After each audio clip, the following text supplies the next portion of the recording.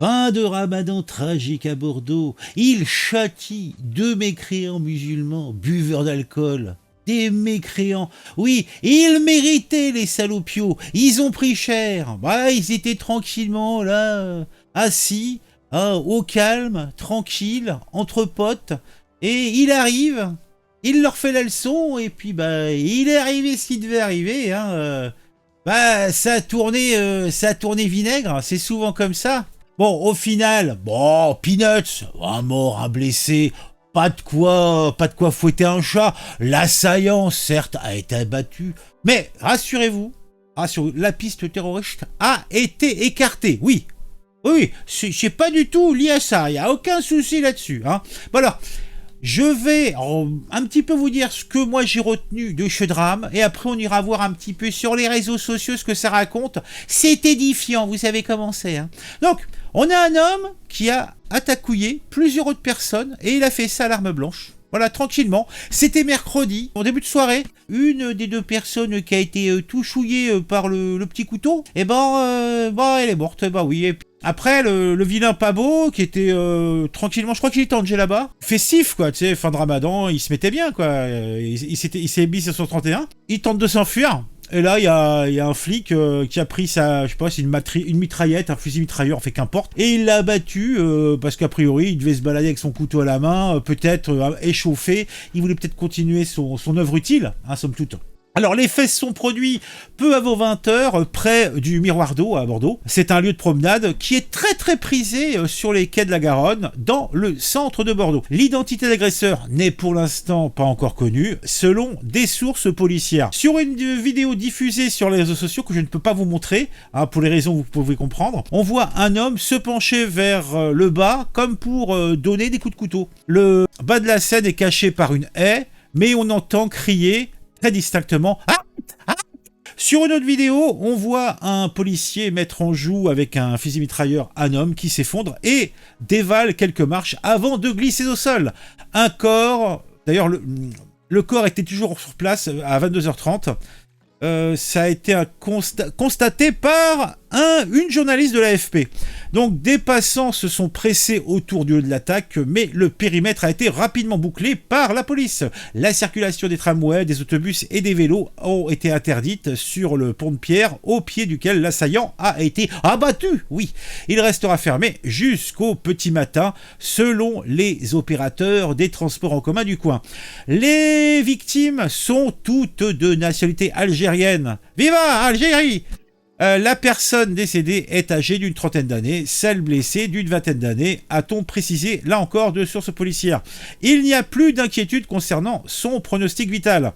Contrairement à ce qui a été affirmé par certains médias, le crime au couteau de Bordeaux n'est ni un acte terroriste, ni le résultat d'un différend ou d'une rixe.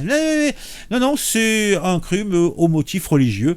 Le criminel décédé, aujourd'hui, a bien agi en appliquant la charia, punissant les mécréants qui avaient consommé de l'alcool.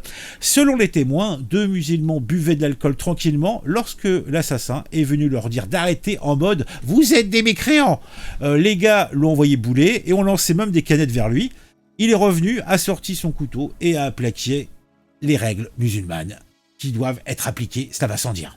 Le maire de Bordeaux, Pierre Urmic, le procureur de la République, Frédéric Portery et le préfet de la région, Étienne Guyot, se sont rendus sur place, mais ils ne se sont pas adressés à la presse. Oui. L'enquête judiciaire est en cours, ont simplement déclaré sur Twitter l'élu écologiste et le préfet, qui précise que le secteur restera bouclé par les forces de l'ordre le temps nécessaire. Et oui, voilà. J'ai apprécié ce petit post d'une certaine Sonia Gerbi-Fourati. La justice française refuse de qualifier les Jachachina de Bordeaux et de Viry en France de terrorisme, alors que c'est purement du terrorisme islamique. La police des mœurs chariatiques qui tue, sachez-le, depuis Tunis.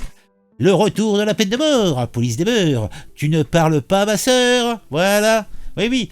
Vous savez, il y a un gamin qui est décédé donc en région parisienne. Il y a une gamine, la fameuse Samara, qui s'est fait taper dessus puisqu'elle s'habillait à l'occidental. En fait, mine de rien, hein, on voit que les pratiques de cette religion d'amour se diffusent de plus en plus. Hein. Donc, ça fait plaisir à voir. Moi, personnellement, je trouve ça tellement réjouissant. À notre poste, qu'est-ce qu'on a d'autre? Tiens, la France d'abord. Pour les médias, il s'agit d'une simple rixe. Quand un individu vêtu d'une djellaba armé d'un couteau tue délibérément 2 Algériens sous prétexte qu'ils boivent de la bière, j'appelle cela un attentat religieux. La charia est actée. Eh oui, peut-être bien un coup, peut-être bien que non. Alors, Kid Creole, ah j'aime bien. Il y avait une chanson Kid Creole, je me souviens plus de la musique, mais bon, qu'importe. L'agression au couteau à Bordeaux devient un différend lié à l'alcool sur BFM TV. Je suppose que le Bataclan, c'était une engueulade entre mélomanes qui a dégénéré. Ouais, c'est vrai que on se fout gentiment et définitivement de notre gueule hein, sur ces histoires-là. Je pense que c'est quand même une sacrée blagounette, quoi. Et le 14 juillet, c'est le Poussin Créole qui nous dit ça, et le 14 juillet, sur la preuve des Anglais, c'était une querelle sur fond de refus de priorité. Ils nous prennent pour des cruches, ils nous prennent pour des imbéciles. C'est incroyable. Donc on va regarder un petit peu le flux, donc il est dans les tendances, bien sûr, Bordeaux dans les tendances, et là on a, a priori, le visage de la victime. Mourir assassiné dans un pays où tu pensais être protégé des mœurs que tu as fui, quelle honte pour la France, quel échec pour nos politiques de ces 50 dernières années.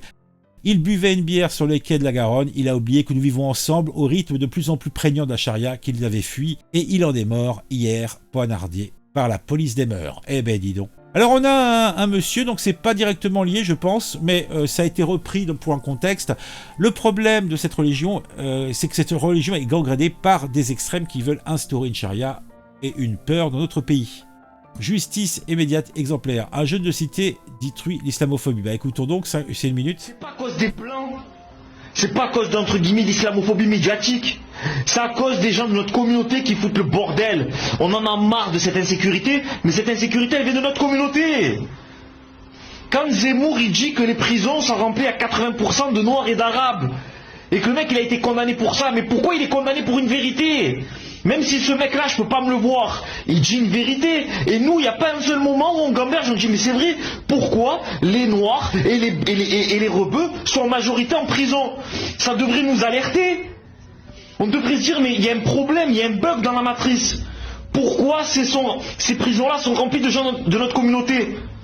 Mais non, nous on dit c'est l'islamophobie, c'est du racisme. Mais il n'y a pas de racisme. Tu vas dans une prison, il y a plus de noirs et de rebeux que de blancs. Je comprends pas, c'est une vérité, ça devrait t'inquiéter, ça devrait te faire pleurer même. Eh ben dis donc. L'attaque meurtrière de Bordeaux continue ce matin d'être qualifiée de simple rixe par les médias. Ce n'est pas une rixe, c'est une attaque islamique, et c'est Jean Messia qui nous dit ça. Il ne dit pas que ça, ce n'est pas parce que les victimes sont elles-mêmes d'origine maghrébine et donc musulmanes que ce n'est pas un attentat. Cette posture relève du racisme surnois du système gaucho-progressiste que je dénonce depuis des années. Ces maghrébins, morts et blessés, appartiennent sans doute à une culture islamique, mais en buvant un coup, ils n'avaient pas la pratique la plus pure, c'est le moins que l'on puisse dire. Le musulman qui, lui, a la pratique intégrale de l'islam, les a poignardés à mort car ils n'étaient pas assez musulmans à ses yeux. Français de souche ou français assimilés totalement ou partiellement, qu'est-ce que ça change? Nous sommes tous victimes du totalitarisme islamique et de sa barbarie. Somme toute, je pense que les propos du monsieur sont tout à fait pertinents. Pour le magistrat, quand on est assassiné parce qu'on boit de l'alcool, on n'est pas victime de terrorisme islamique. Eh ben dis donc. Bonjour, alors oui en effet, donc moi j'étais en train de faire mon footing, donc j'étais sur les quais entre le quai des Sports et j'allais en direction du miroir d'eau. Et donc au moment de passer sous le pont de Pierre, donc je croise cette personne-là. Donc moi pour le moment j'étais au courant de rien du tout. Je croise cette personne-là donc qui était en djellaba, donc jusque-là rien d'étonnant parce que c'est la fin du Ramadan. Mais cette personne était en train de mettre un turban autour de sa tête. Et j'ai eu un mauvais pressentiment, c'est bizarre, mais je me suis dit cette personne elle est pas nette, elle marche d'un pas assez décidé. Donc je continue mon footing, donc j'allais dans le sens opposé de cette personne-là. Et 30 secondes plus tard, j'entends 3 coups de feu. Je suis choqué, t'es là, tu sors tranquille et tu te fais planter, le monde va mal, très mal. L'agression au couteau à Bordeaux devient indifférent lié à l'alcool sur BFM. Je suppose que le Bataclan, c'était une engueulade entre mélomanes, ça on l'a vu. Bravo à ce courageux policier bordelais qui a réussi à neutraliser un assaillant au couteau qui avait déjà fait 2 victimes. L'assaillant a discuté avec la victime et lui a dit « Pourquoi tu bois de l'alcool aujourd'hui? C'est la fête des musulmans !» Ayoub, témoin de la scène. Ayoub va-t-il lui aussi être menacé pour avoir dit ce qu'il a entendu? Oui, effectivement. Selon les médias du système, le type qui se baladait en djellaba armé d'un couteau à Bordeaux a juste participé à une rixe. Ce n'est pas un attentat, même s'il a avancé des motifs religieux alors que les victimes buvaient de l'alcool. Allez, prenez un compromis de c'est une rixe. Ah oui, après le pas d'amalgame, laboratoire pas d'amalgame, c'est une rixe. La police des mœurs est en pleine expansion grâce à ses nombreux bénévoles. Chemcheddine tué car il parlait à une fille. Une personne tuée par un mec en djellaba car il buvait un coup. Marre de cette religion qui se drape dans l'antiracisme et le pas d'amalgame pour ne pas faire son autocritique. Strasbourg, un commerçant victime d'une campagne de haine après avoir demandé à un intérimaire de ne pas venir voilé pour travailler dans son magasin de mode. Bah oui, c'est toujours la même logique. Tous étaient musulmans aux cultures musulmanes, tués par de l'alcool, parler à une fille, comment ne pas voir l'offensive islamiste envers des musulmans qui s'occidentalisent? Eh ben dis donc, tout cela n'est pas beau, tout cela n'est pas propre. Bon, dites-moi en commentaire ce que vous pensez de tout ça, mettez un j'aime, etc. Vous connaissez l'histoire. Si vous aimez bien ce que je fais, n'hésitez pas à vous abonner. En activant la petite cloche, sachez que 80% d'entre vous ne sont pas abonnés à la chaîne. Et c'est beaucoup trop, c'est un scandale, c'est une horreur.